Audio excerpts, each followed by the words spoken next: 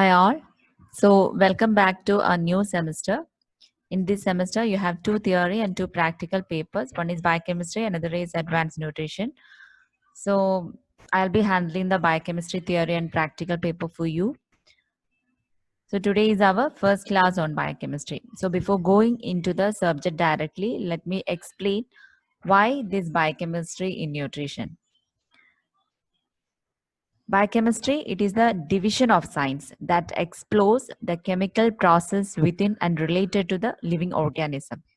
Actually, this is a laboratory based science that brings biology and chemistry together. This biochemistry plays an important in nutrition and health. In general, generally, this subject deals with the body substances like enzymes, nutrients, hormones, DNA, RNA, etc. So, in this paper, our syllabus is constructed to understand the biochemistry of major nutrients and their metabolic pathways, and also to understand the application of biochemistry in the field of food and nutrition. So, today we will see the unit 1 carbohydrates. So, under carbohydrates, we will learn about the classification of carbohydrate, functions of carbohydrates, structure and properties of monosaccharides, pentose, hexose, disaccharides, and polysaccharides.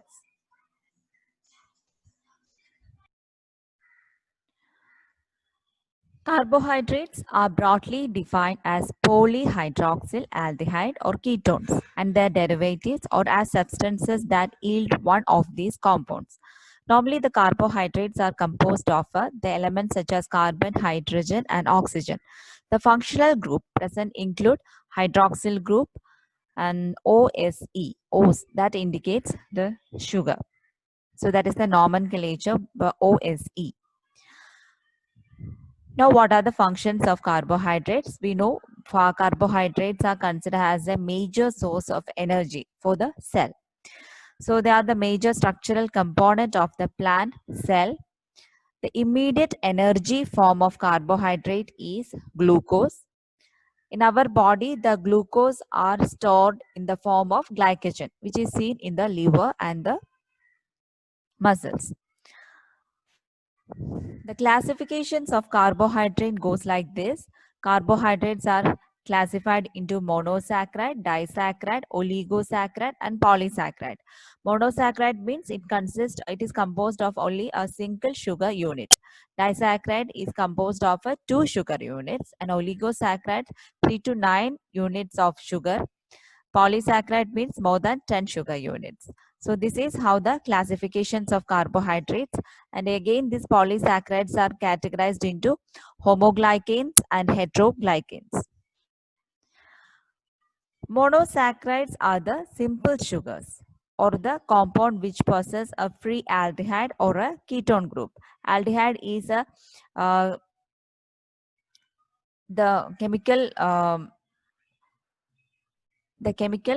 expression of the aldehyde is a CHO and ketone will be C double bond O. So when we see the structural images of the various compound, you will understand. Two or more hydroxyl, so aldehyde, ketone and two or more hydroxyl groups. They are the simplest sugars and cannot be hydrolyzed further into smaller units. So monosaccharides cannot be hydrolyzed into simpler unit because they are the real smaller unit of the carbohydrates. Monosaccharides are contain a single carbon chain and are classified on the basis of number of carbon atoms. They are a number of carbon atom they possess and as aldose or ketose depending upon their groups. So in some monosaccharide aldose group is there, some others are ketose group are there. Anyhow, these monosaccharides are classified based on the number of carbon atoms. So this is the how it is classified based on the number of carbon atoms. If the carbon atom is 3, the generic name will be trioses. So these are the few examples. Aldotriose, example glyceraldehyde, and ketose group is called a ketotriose, example dihydroxyacetone.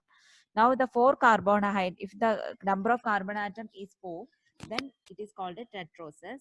So the one aldo sugar is of a which include in the tetrose group is aldotetrose, example erythrose, ketotetrose, example erythrulose.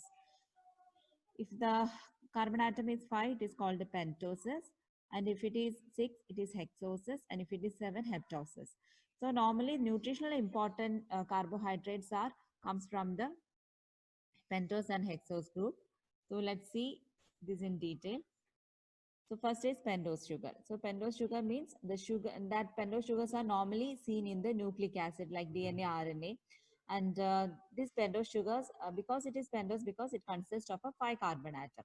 The 5 carbon sugars, ribose and deoxyribose are important components of the nucleotides and are found in RNA and DNA respectively. So ribose found in RNA, it is a normal sugar with the one oxygen atom it attached to the each carbon atom. Deoxyribose is found in DNA and it is a modified sugar. It is lacking one oxygen atom. Hence, it is called a deoxy. Now, this is the picture of the ribose and the deoxyribose. So here, this is the deoxyribose and the ribose sugar. So here, you can see the in second carbon atom, the OH is replaced by the hydrogen atom in the deoxyribose. So this is how the structure of the deoxyribose and the ribose will be appear. So this is the DNA structure and this is the RNA structure. Now the hexose sugars, the glucose we know that is the simplest form of energy. The other names of glucose, dextrose, and it is also called blood sugar. So normally this is the essential energy source for all body function. Now galactose are found in cell duct in nature. This galactose bind with the glucose molecule to form a sugar of milk is called a lactose. So once this galactose absorbed by the body, that will be converted into glucose to provide energy. Next is fructose. It is otherwise called fruit sugar because it is the sweetest of all sugars. So this is the these are the chemical structure of the all these hexose. Now this is the structure of monosaccharide.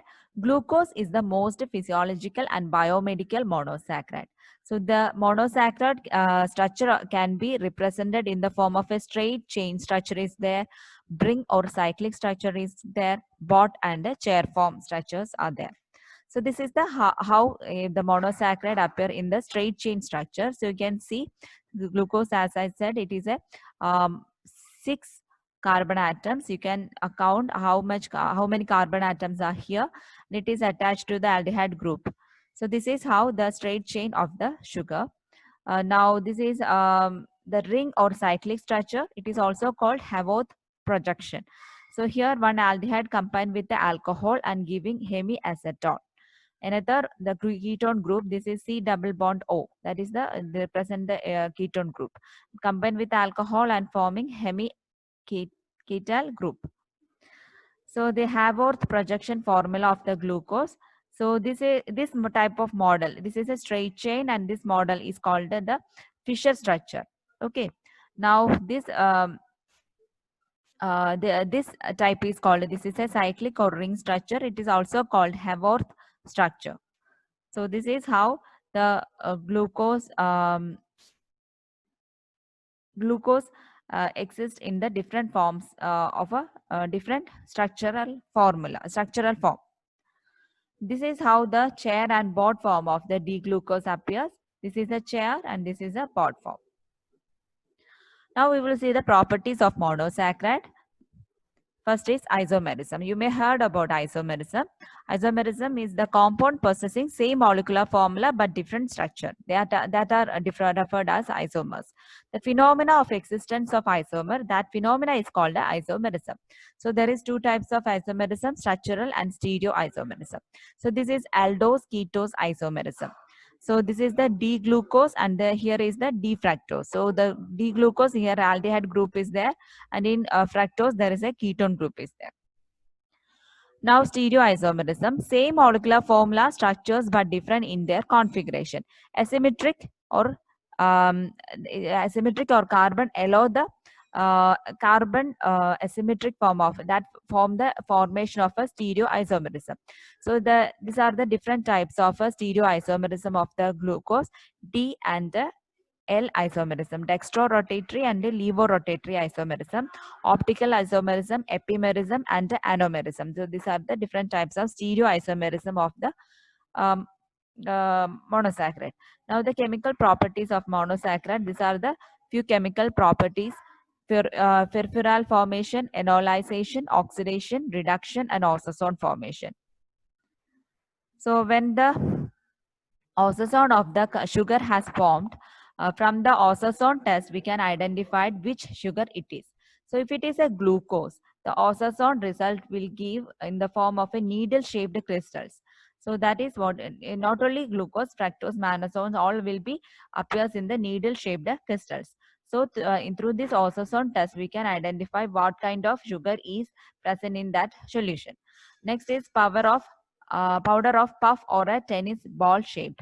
That is, if the sugar is lactose, the osazone test of the lactose show a powder puff osazones when we observed it through the microscope. So if you get a powder form osazone, then we can confirm that the sugar given is lactose. This is the flower shaped osazone. If the sugar is maltose, only the osazone test will give a flower shaped crystals. So now next is disaccharides. Disaccharides, when two monosaccharides are combined together by glycosidic linkage, uh, a glycosidic um, so two monosaccharides are combined together by a glycosidic linkage, and a disaccharide is formed here. Actually, these disaccharides are two types: non-reducing and reducing. So sucrose is otherwise called cane sugar, trehalose in yeast, and reducing sugar include lactose and maltose. Lactose is called milk sugar, and maltose is otherwise called malt sugar. So you need to study the sucrose, lactose, and maltose here. So first we will see what is sucrose. Sucrose is also called cane sugar or table sugar. Sucrose is composed of one molecule of glucose and two molecule of fructose. It is a sweetening agent. It is a non-reducing sugar. So in sucrose, no osazone will be formed. The clinical importance of sucrose include it causes the dental caries. It acts as bypasses metabolic checkpoints for the obesity and sucrase deficiency. So these are the clinical importance of the sucrose. Now next is lactose. Lactose is otherwise called milk sugar. It is composed of a galactose and a glucose molecule. It is also a reducing disaccharide. The linkage between the two unit is called a beta glycosidic linkages, and the osazone of the lactose will give the powder puff or hedgehog shape. We just saw the picture of the lactose ozone in the previous slide here. Next is maltose. Maltose is composed of two glucose residues, and here it is a reducing sugar. It is also called malt sugar. The star shaped or flower petal shaped osazone will be get here. So that's all about the disaccharide. Now comes to the polysaccharides. Polysaccharide means that 10 or more monosaccharides units will attach together. So example here, the starch, glycogen, and the fiber. So normally the polysaccharides are composed of a long chain glucose unit. So the cellulose gives structure to, normally this cellulose is a polysaccharide. It gives a structure to the plant's fiber in our diet. Then glycogen, it is an energy storage. As I told you that in our excess glucose in our body is converted into glycogen and stored in liver and muscles. Liver cells synthesize this glycogen after a meal to maintain the blood glucose level. If the body glucose level goes down, it will detected by our nerve system, and suddenly the concerned hormone will release into the blood, and the liver started releasing the glycogen from the liver cells, and glycogen will converted into glucose, and that glucose is used as a energy by the body. The polysaccharides are again classified into homoglycan or homopolysaccharides, heteroglycan or heteropolysaccharide. Homoglycan includes starch, glycogen, cellulin, inulin, dextrins, and chitin. So for you, you need to only study the starch, glycogen, and the cellulose. So what is starch? Starch are the carbohydrates of the plant kingdom. So the important sources of starch include potato, tapioca, cereals, and other food grains. It is mainly starch is mainly composed of amylose and amylopectin. So what is amylose? When starch is treated with a boiling water, 10 to 20 percentage will be solubilized. So that solubilized part is called amylose, and it contains glucose unit with the alpha 1,4 glycosidic linkages. The molecular weight include 4 lakh or more. Next is amylopectin. The insoluble part, the soluble part is amylose, and the insoluble part of the starch, that is the insoluble part which absorb water, and that forms a paste like gel, that is what we call amylopectin. So it is also made up of a glucose unit, but it is highly branched with a molecular weight more than 1 million, and the branching point are made by alpha 1 6 linkages. Next is glycogen. The storage form of energy in animal is called a glycogen. Normally, it is stored in liver and muscles. It stores more glucose residues per gram than starch. The glycogen is a more branched and compact than the starch. It has a less osmotic pressure. The more energy, it has more energy in a smaller space. Glycogen in liver is about 6 to 8 percentage. That is higher than that in the muscles, which is only 1 to 2 percentage. Now the liver glycogen, if the as I told you earlier, like when the blood glucose level decline in our body, the glycogen will convert it into glucose, and our body used that glucose for the energy purpose. Next is cellulose. Glucose units combined by beta 1,4 linkages here. Straight line structure with no branches. Cellulose, it is only a straight line structure. There is no any branches has come here. Molecular weight is 2 to 5 million, and this bond is digested by cellobiosis, an enzyme not present in humans. So herbivorous animals, the animals who eat only plants, have a large cecum which harbor bacteria which break the cellulose. White ants or termites and some wood fungi also have a cellulase. Commercial application for the cellulase include nitrocellulose, then cellulose acetate membrane of electrophoresis. So these are some commercial applications of the cellulose. So that's all. So please go through all the slides, and you should submit an assignment based on this topic. So I will allot you each topic soon. So please go through the portions again, and if you have any doubts or concern, please do ask me. Okay, so thank you.